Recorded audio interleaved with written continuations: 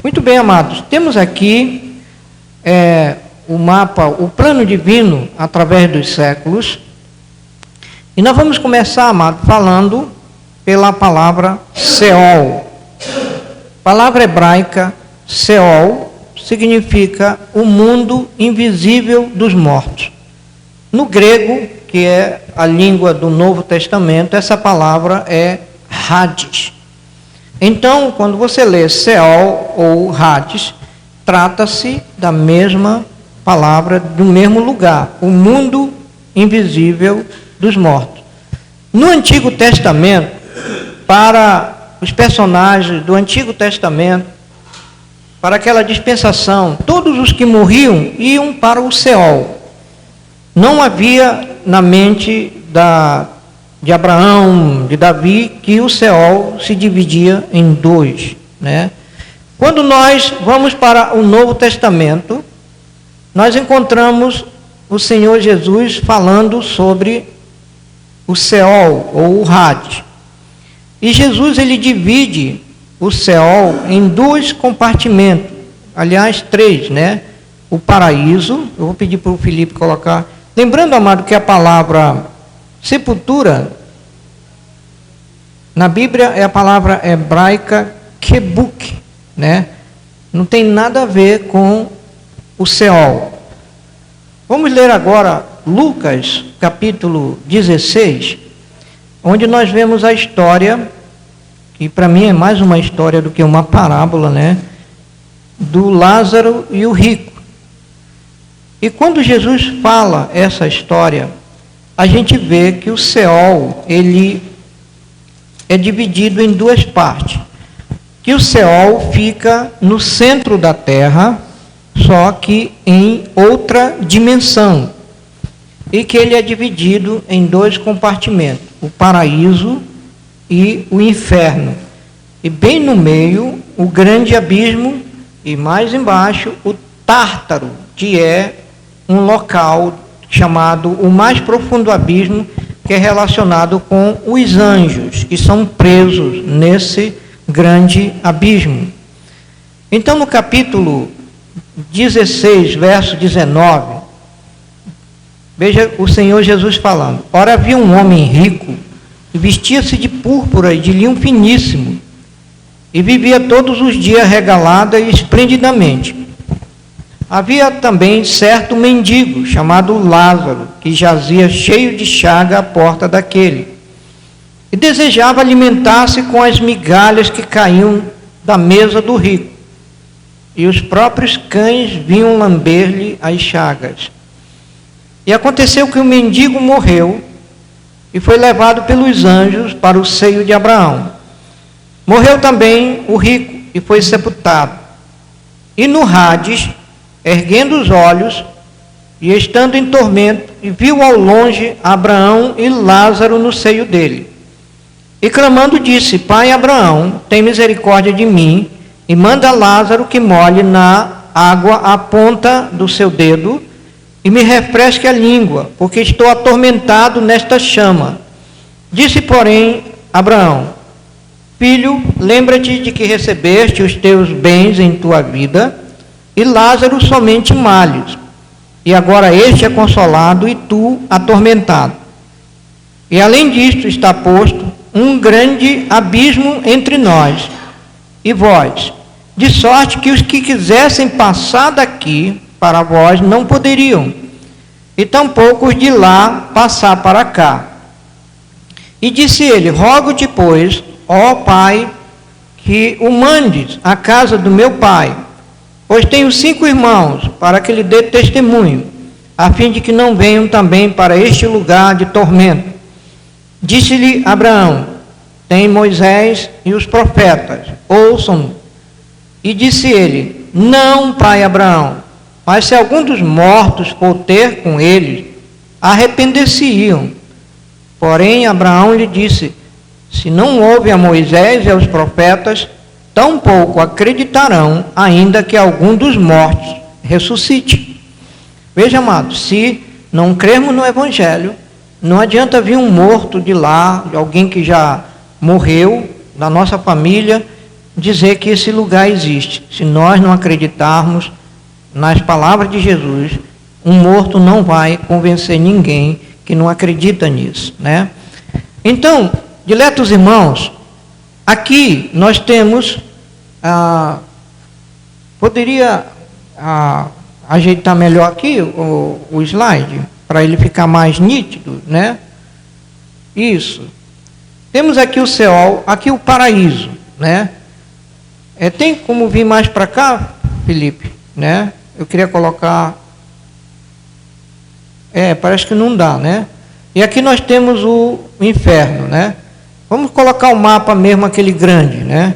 Porque não dá, parece que colocar no meio. Aqui.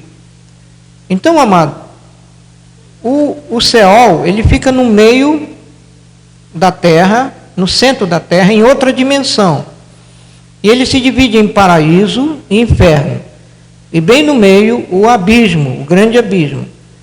E o rico, lá do inferno, ele conseguiu olhar através do abismo o paraíso. Imagine como se fosse duas laranjas partidas no centro da terra. Era assim o Seol, né? Então, é dali que você compreende por que o rico conseguiu falar com Abraão, por que ele conseguiu ver o Abraão e o Lázaro junto com ele.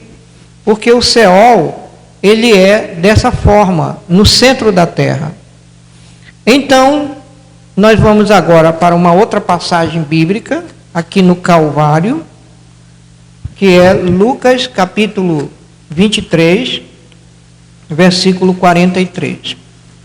Quando nós vemos o malfeitor lá na cruz,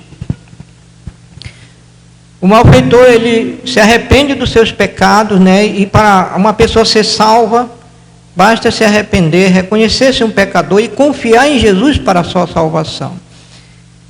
A cruz nos revela, amado, que o malfeitor, ele não precisou ser batizado, não precisou de igreja, fazer boas obras, ele não tinha condição de fazer nada disso, né? Ele só precisou fazer duas coisas: reconhecer-se um pecador e confiar só em Jesus para a sua salvação. Foi isso que salvou ele lá na cruz. E quando ele disse que para Jesus se lembrar dele, né? Versículo 42, e disse a Jesus: Senhor, lembra-te de mim quando entrares no teu reino. E disse-lhe Jesus: em verdade te digo que hoje estarás comigo no paraíso. Aí eu vou fazer uma pergunta bem simples. Lá na cruz, quem morreu primeiro? Foi Jesus ou os malfeitores? A Bíblia diz que foi Jesus que morreu primeiro, e depois os malfeitores. Quando foram quebrar as pernas, porque eles quebravam as pernas para que a pessoa morresse mais rápido. Aí eles quebraram as pernas dos dois malfeitores, e quando eles chegaram com Jesus, Jesus já estava morto. Jesus já tinha morrido. E eles não quebraram as pernas de Jesus. Para se cumprir também a Escritura: nenhum dos seus ossos será quebrado. E se cumpriu realmente. Então o que aconteceu? Jesus foi para o Seol, o Hades, para o paraíso. E depois morreu o malfeitor e também foi para o paraíso se encontrar com Jesus ali, né? E aí, amado, a Bíblia revela que quando Jesus ressuscitou, ele ainda passou 40 dias na terra. E depois que ele subiu aos céus, ele levou as almas do paraíso, transferiu o paraíso para o terceiro céu. E nós vamos ver duas passagens na Bíblia que provam isso. A primeira é Efésios capítulo 4, onde em Efésios 4 chama o paraíso no Seol de cativeiro. Veja Efésios capítulo 4, é o versículo 8 a 10, que diz assim: pelo que diz, subindo ao alto, levou cativo o cativeiro e deu dons aos homens. Foi quando ele levou o paraíso para o céu. Ora, isto ele subiu que é, senão que também antes tinha descido às partes mais baixas da terra. Ou seja, antes, quando ele morreu, ele tinha descido às partes mais baixas da terra, foi no Seol, no Hades, no paraíso, né? E o que diz mais, amado? Diz, aquele que desceu é também o mesmo que subiu acima de todos os céus para cumprir todas as coisas. Observe, amado, que o inferno, quando fala no Antigo Testamento, veja, por exemplo, o capítulo 9 do profeta Amós, do Seol, chamando o Seol de inferno. Veja que ele fica realmente dentro da terra. Esse detalhe é muito importante para a gente não duvidar de um detalhe, de uma pergunta que me foi feita a esse respeito. Diz aqui no capítulo de Amós 9, verso 2. Ainda que cavem, ou seja, cavar na terra, até o inferno, a minha mão os tirará dali, e se subirem o céu, dali os farei descer, para mostrar que o céu para cima, o inferno para baixo, no centro da terra. Agora vamos ver a passagem de 2 Coríntios, capítulo 12, versículo de 1 a 4, onde vemos que quando Jesus transferiu as almas do paraíso, dos salvos, para o céu, o terceiro céu, nós encontramos essa passagem no livro de 2 Coríntios, capítulo 12, de 1 a 4. Observe, amado, o que ele diz aqui.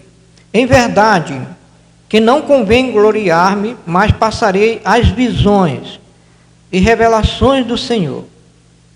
Conheço um homem que em Cristo, que há 14 anos, se no corpo não sei, se fora do corpo não sei, Deus o sabe, foi arrebatado até o terceiro céu.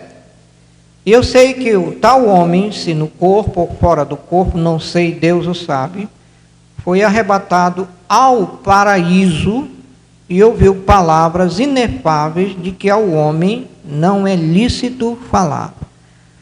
Quem era esse homem? Era o próprio apóstolo Paulo. Quando ele dizia, eu conheço um homem e tal, era ele mesmo. Ele foi arrebatado até o terceiro céu. Para os judeus, amado, o terceiro céu é onde está Deus, né? O primeiro céu é esse que nós vemos, a atmosfera. O segundo céu é o universo, que vem depois da atmosfera. E o terceiro céu, ele é em outra dimensão, ele é espiritual. É onde está Deus, o trono de Deus, e agora o paraíso que estava no Seol foi transferido para o terceiro céu. E quando um crente morre hoje, a alma dele não vai mais para o Seol ou o Hades, mas vai diretamente para o céu, o terceiro céu, onde está o paraíso.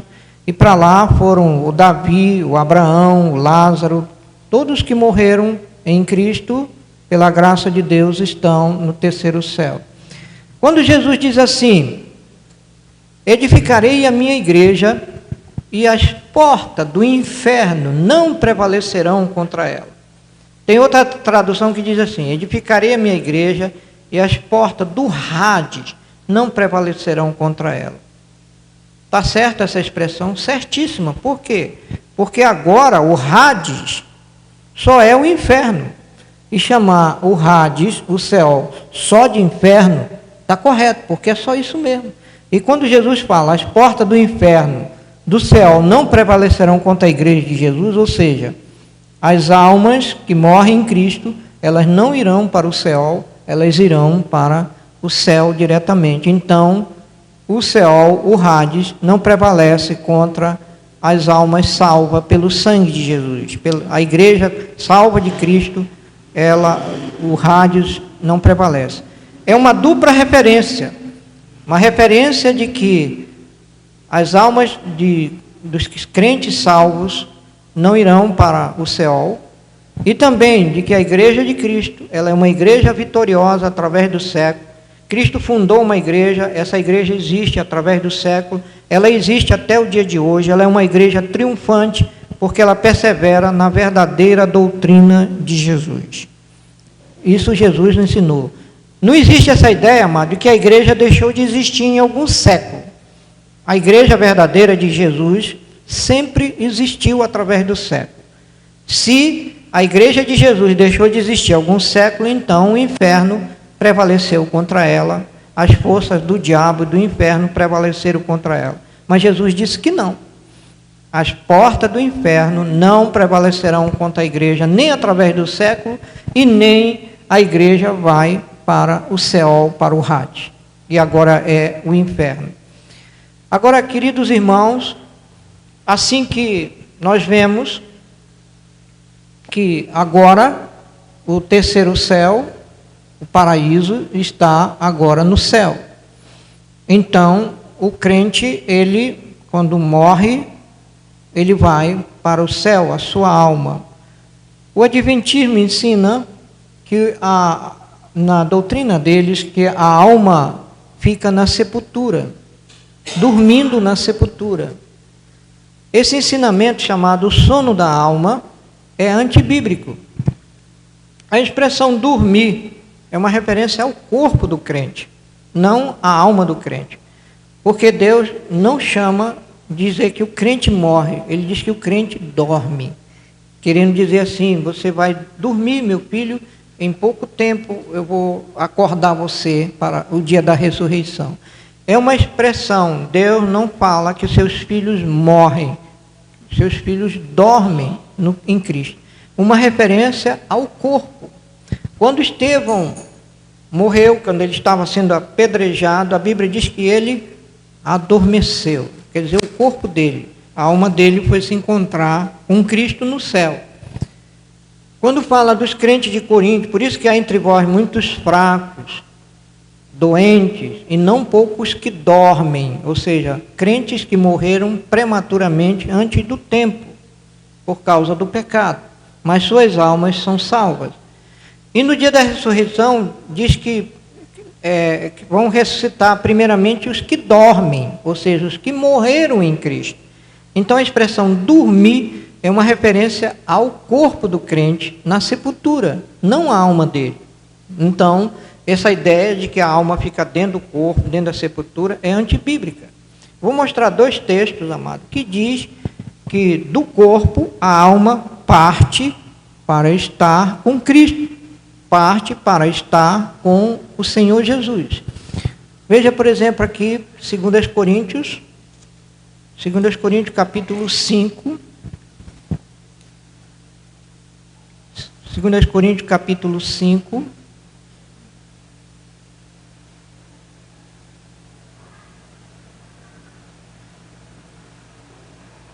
versículo 6. Pelo que estamos sempre de bom ânimo, sabendo que enquanto estamos no corpo, vivemos ausente do Senhor, porque andamos por fé e não por vista. Mas nós temos confiança e desejamos antes deixar este corpo para habitar com o Senhor. Pelo que muito desejamos também ser-lhe agradável, quer presente, quer ausente. Veja a expressão que Paulo usa. Desejamos antes deixar esse corpo, a alma sai do corpo, para habitar com o Senhor Jesus. Veja o capítulo 1 de Filipenses. Filipenses capítulo 1. Veja que o apóstolo Paulo, ele fala aqui no verso 21. Ele disse que porque para mim o viver é Cristo e o morrer é ganho ou lucro. Mas se o viver na carne me der fruto da minha obra, não sei então o que devo escolher. Mas de ambos os lados estou em aperto, tendo o desejo de partir da alma dele, partir do corpo, e estar com Cristo, porque isto é ainda muito melhor. Então, quando alguém diz assim para mim, pastor, eu perdi meu pai, perdi minha mãe, ele era crente, então você não perdeu ele partiu e está com Jesus, ele não está perdido, ele está com o Senhor Jesus na glória de Cristo, nesse exato momento, né? Então, a morte do crente é um dormir no Senhor, a morte do crente é uma partida deste mundo, da alma dele, para o paraíso que agora está no terceiro céu. Muito bem, amados, agora vamos para explicar rapidamente aqui. Veja o grande abismo, e eu vou explicar uma pergunta que me fizeram sobre o purgatório, né? E eu disse o seguinte, irmãos, o purgatório não existe. A Bíblia só fala de 3 mundos. Primeiro, o céu, onde está Deus, Cristo, os anjos, os salvos. Primeiro mundo. O segundo mundo, a terra, onde estão os homens salvos e perdidos. E terceiro, o inferno, onde está Satanás, os anjos e os perdidos. Só existem esses 3 mundos. O catolicismo acrescentou 2, criou 2 que não existem. O limbo, afirmando que as criancinhas que morrem sem ser batizadas, no catolicismo romano, irão para um lugar chamado limbo, que é um lugar escuro, onde a criança ficará vagando para sempre no escuro, para incutir o medo e levar os pais levar as crianças a batizar no catolicismo. O terceiro, o quinto mundo, é o purgatório, o mundo deles, aonde esse purgatório ele está localizado no inferno. Pode ler na doutrina católica, o purgatório é no inferno. E o que Jesus disse? Quem está no inferno não pode mais sair de lá e ir para o céu, e nem quem está no céu ir para o inferno.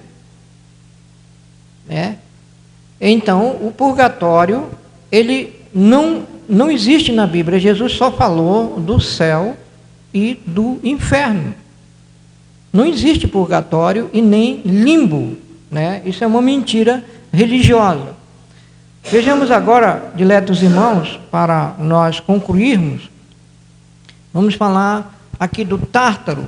O Tártaro é uma referência encontrada no livro de 2 Pedro, o livro de 2 Pedro, onde nós temos essa menção do Tártaro. Em 2 Pedro, é o capítulo 2, versículo 4. Porque se Deus não perdoou aos anjos que pecaram, mas havendo lançado no inferno, no original grego, Tártaro, os entregou a cadeias da escuridão, ficando reservados para o juízo. O Tártaro está relacionado com os anjos presos. E é para lá que Satanás será amarrado por 1000 anos no Tártaro, no grande abismo, né? Esses anjos são os anjos que pecaram contra Deus em Gênesis capítulo 6. Eu acredito que aqueles filhos de Deus que se uniram com as filhas dos homens eram anjos, porque a mesma palavra hebraica é usada no livro de Jó, e todos dizem que são os anjos. E alguns querem acreditar que aqueles anjos do Gênesis não é o mesmo, não são as mesmas personagens de Jó, mas são, irmão. A primeira tradição sobre isso é judaica. Eles afirmam que são os anjos. Até hoje, os judeus ortodoxos afirmam isso. A segunda teoria já veio depois. E a quarta já apareceu no século IV, com Agostinho, dizendo que são a descendência de Sete, piedosa, que se uniu com a descendência de Caim. Mas não é isso, né? Isso já apareceu já no século IV, com Agostinho. Então só existia as mais antigas, que eram os anjos, e depois apareceu que era aqueles reis governantes que se diziam filhos dos deuses, que se uniam com mulheres, né? Mas a Bíblia relata que era um anjo. E no livro de Enoque, que é um livro considerado apócrifo, mas ele é mencionado pelo Judas, no livro de Judas, e também mencionado pelo apóstolo Pedro. E a profecia mais antiga de Enoque é essa: eis que vem o Senhor nos ares com seus milhares de santos. No livro de Enoque diz que eram anjos, e foram 200 anjos que pecaram contra Deus, e esses anjos foram aprisionados por Deus no Tártaro. E Deus coloca eles como exemplo, e Sodoma e Gomorra como exemplo do juízo de Deus para os que pecam contra Deus, fazendo coisas como eles fizeram, né? E Deus destruiu aquela raça que se uniu com eles, com esses anjos, no dilúvio, né? E colocou eles no Tártaro, no profundo do abismo. E para concluir, amado, temos o lago de fogo, que é mencionado no capítulo 20, verso 14 do Apocalipse: e a morte e o inferno foram lançados no lago de fogo. Esta é a segunda morte. E diz também no capítulo 20, verso 10: e o diabo que os enganava foi lançado no lago de fogo e enxofre, aonde está a besta e o falso profeta, e de dia e de noite serão atormentados para todo o sempre. Então, nós temos aqui o céu. O paraíso não é mais no Seol, transferido para o céu. Depois do milênio, no julgamento final, Deus vai ressuscitar. Primeiro, nós vemos a ressurreição dos justos antes do milênio, no arrebatamento da igreja, durante a grande tribulação e no final da grande tribulação, com a ressurreição de Israel e dos que morreram na grande tribulação em Cristo, que fazem parte da primeira ressurreição. A Bíblia chama a segunda ressurreição não de segunda ressurreição, mas chama de segunda morte, né? Porque é uma ressurreição para a morte eterna, né? Então, diz que os que morreram, e é bom lembrar, diletos irmãos, que aqui no Apocalipse, que eu acabei de ler no começo, que diz que viu os mortos, grandes e pequenos, que estavam diante do trono, e abriram-se os livros. E abriu-se outro livro, que é o da vida, e os mortos foram julgados pelas coisas que estavam escritas no livro, segundo as suas obras. Aqui, amado, não é julgamento dos salvos, é somente dos ímpios, serão julgados pelas suas obras. O que a Bíblia diz? Que ninguém é salvo pelas obras, é somente salvo pela graça de Deus, né? Os salvos serão julgados no Bema, no tribunal de Cristo, para receber recompensa, galardão, coroas, mas não para serem condenados, né? Todos nós vamos comparecer perante o tribunal de Cristo para ser julgado pelo bem ou mal que fez através do corpo. Mas aqui se trata dos condenados. E os livros, quer dizer, a vida de cada um de nós é escrita num livro. E é colocado também o livro da vida, para mostrar para eles que o nome deles não está escrito no livro da vida. E aí diz aqui no verso 15: aquele que não foi achado escrito no livro da vida foi lançado no lago de fogo. E diz ainda, amado: deu o mar os mortos que neles havia, e a morte e o inferno deram os mortos que neles havia, e foram julgados, cada um segundo as suas obras. E a morte, que é o último inimigo a ser destruído, e a morte e o inferno foram lançados no lago de fogo. Esta é a segunda morte. Vamos ver aqui o lago de fogo, para cá, o final, né?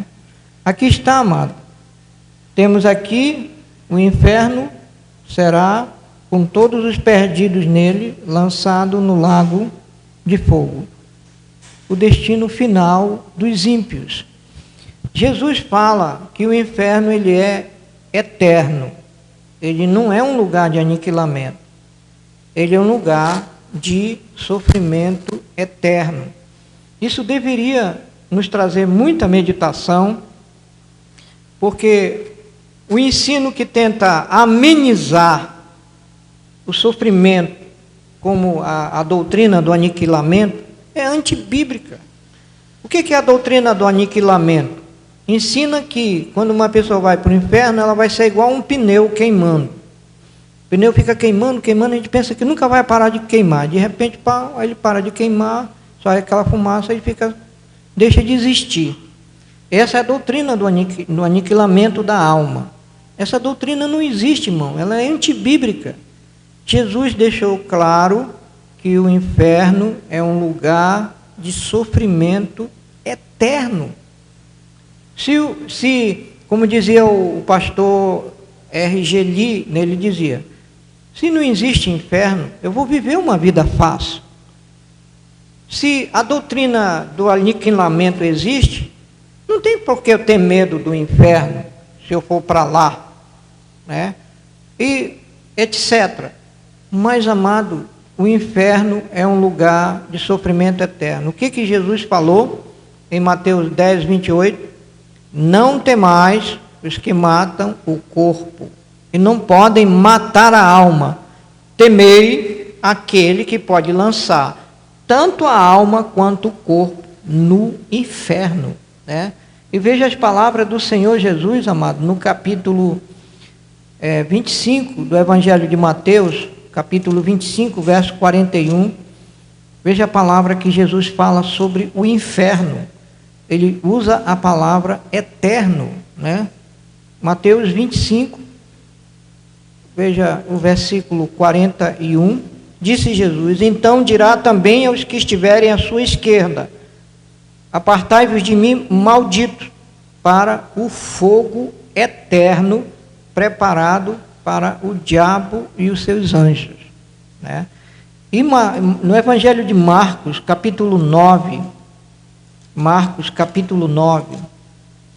Jesus, no verso 42, ele fala mais no inferno do que no céu. Ele diz assim, e qualquer que escandalizar um desses pequeninos que crê em mim, melhor lhe fora que lhe pusessem ao pescoço uma mó de atafona, que fosse lançado no mar.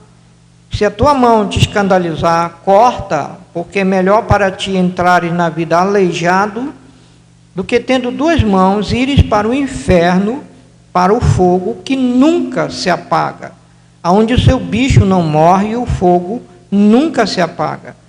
E se teu pé te escandalizar, corta, o melhor é para ti entrares na vida, do que tendo dois pés seres lançado no inferno, no lago, no fogo que nunca se apaga, aonde o seu bicho não morre e o fogo nunca se apaga.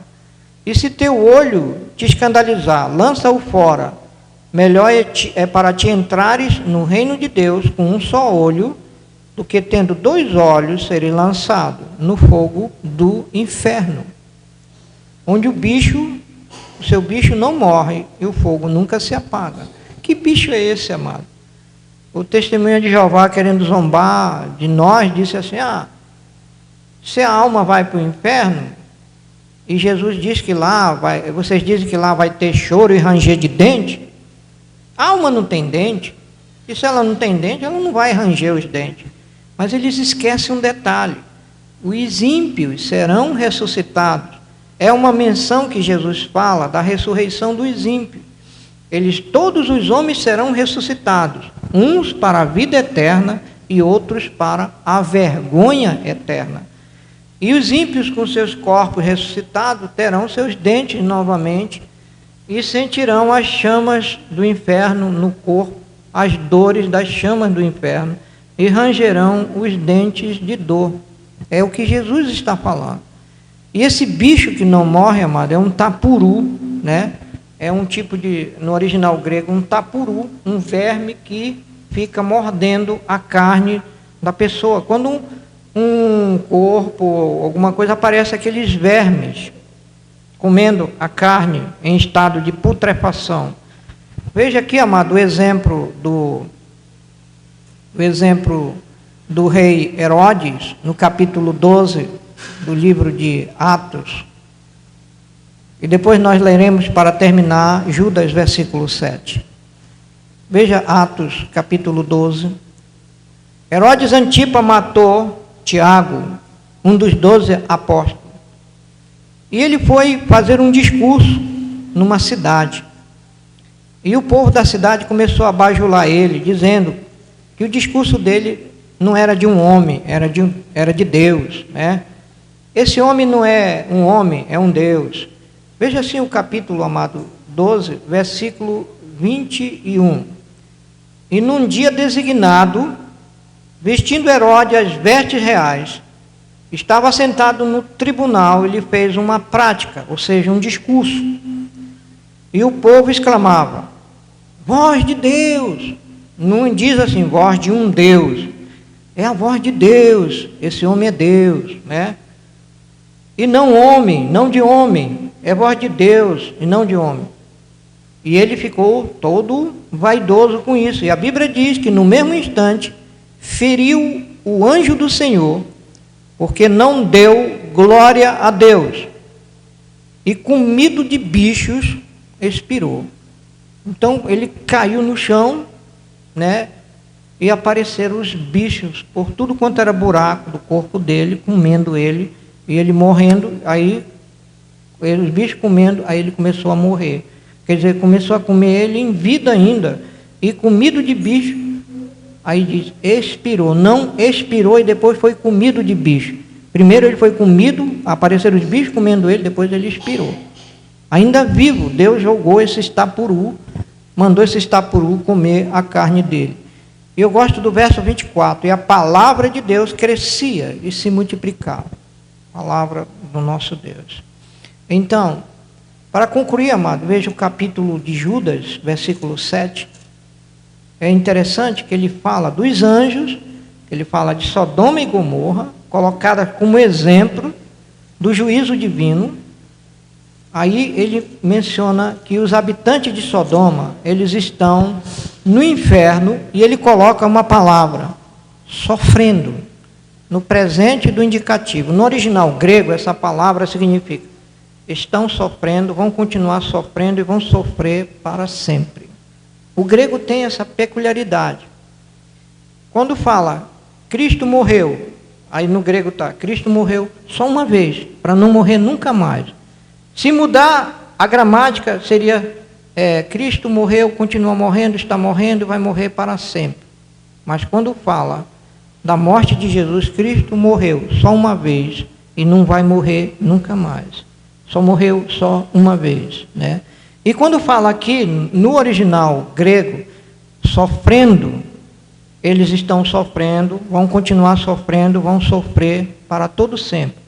Diz aqui, Judas, verso 7. Assim como Sodoma e Gomorra e as cidades circunvizinhas, que havendo se corrompido como aqueles, e indo após outra carne, foram postas, por exemplo, sofrendo a pena do fogo eterno. Um irmão levou um testemunha de Jeová para discutir comigo, né? E eu queria entrar na minha casa. Bem, eu não vou receber o senhor na minha casa. Aí nós fomos para baixo de uma construção. E ele queria que eu falasse com ele. Eu falei sobre a salvação para ele. Ele pulava de assunto, ia para outro assunto. Eu trazia ele de volta a palavra sobre a salvação. E ele pulava para outro assunto. Até que ele falou no inferno. O inferno. O inferno é a sepultura. Aí, não, mas a Bíblia fala que os habitantes de Sodoma e Gomorra estão sofrendo agora no inferno. Não, eles sofreram a sepultura. Eu digo, mostre na Bíblia que a palavra é sofreram. Aí quando ele foi abrir a Bíblia, ele tinha 4 Bíblias dentro da maleta dele. Pegou as Bíblias, aí estava lá, sofrendo. Aí pegou a outra, sofrendo. A única Bíblia diferente era a dele, mas todas as Bíblias eram sofrendo, sofrendo. E eu disse para ele, é para lá que o senhor vai, se o senhor não se arrepender dos seus pecados e confiar em Jesus, o Filho de Deus, para a sua salvação. Aí acabou a discussão, ele foi embora, né? Então, irmãos, nós temos aqui, claramente para nós, o significado do inferno. para não sermos enganados por seitas querendo amenizar, dizer que inferno não existe, dizer que o inferno é um lugar de aniquilamento, quando a Bíblia diz claramente que o inferno existe, é um lugar de sofrimento eterno, e que o inferno e o lago de fogo existem. O meu pastor, o pastor Freitas, uma vez numa ilustração pitoresca, ele disse assim, a diferença entre o inferno e o lago de fogo. Edilson, quando alguém comete um assassinato, ele é preso e vai para a delegacia. E depois ele baixa a penitenciária. Digamos que o inferno é como se fosse uma delegacia, onde temporariamente lá estão os condenados, aguardando a sentença para irem para a penitenciária, que é o lago do fogo eterno. E para onde vai primeiro a besta e o falso profeta, depois o diabo e depois os perdidos que o acompanham ou seguem Satanás e suas hostes, e que rejeitaram a salvação de Cristo Jesus, rejeitaram o amor de Deus. Que Deus seja glorificado, amados. Toda honra e toda glória ao nosso Deus. Nós louvamos a Deus pelo seu amor, pela sua palavra, e nós agradecemos a Deus pela salvação e pela certeza do céu, cuja segurança nos é dada. Até uma criança pode ser salva e ir para o céu através do sangue de Jesus. Que Deus seja glorificado.